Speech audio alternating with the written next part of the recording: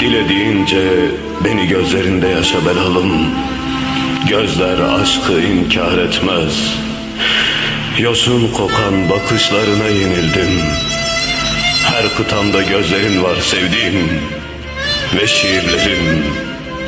Ve şiirlerin gözlerinde yeniden hayat buldu sevdiğim. Yeniden hayat buldu. Senin bakışlarında yakarım her şeyi.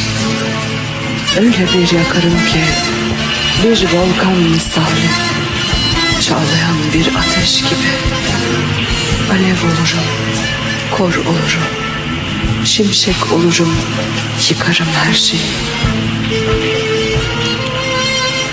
Sonra durulurum okyanus yeşili gözlerine bakarken.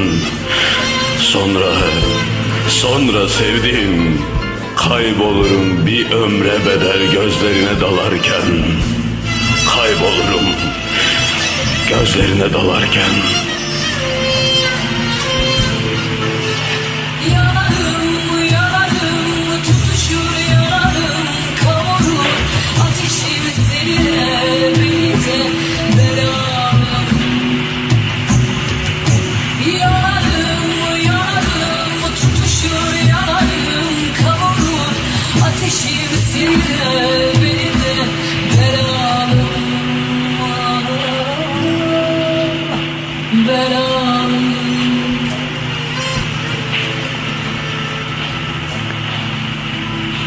Bütün arzularım sana mahkum belalım.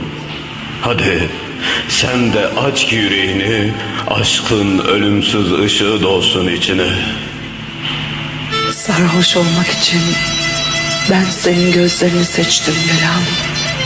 Kapatma gözlerini, ışığım sönmesin, kapatma. Sürgün et beni gözlerine, vurgun düşür, gözlerinin deminde yitir belalım.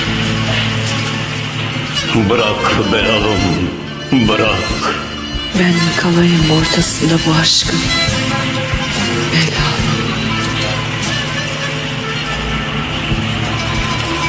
Sensizliğin burukluğunu yaşıyorsa kalbim, bil ki sonsuz bir özlem kaplamıştır içimi.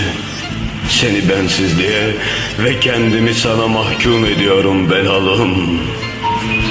Belalım.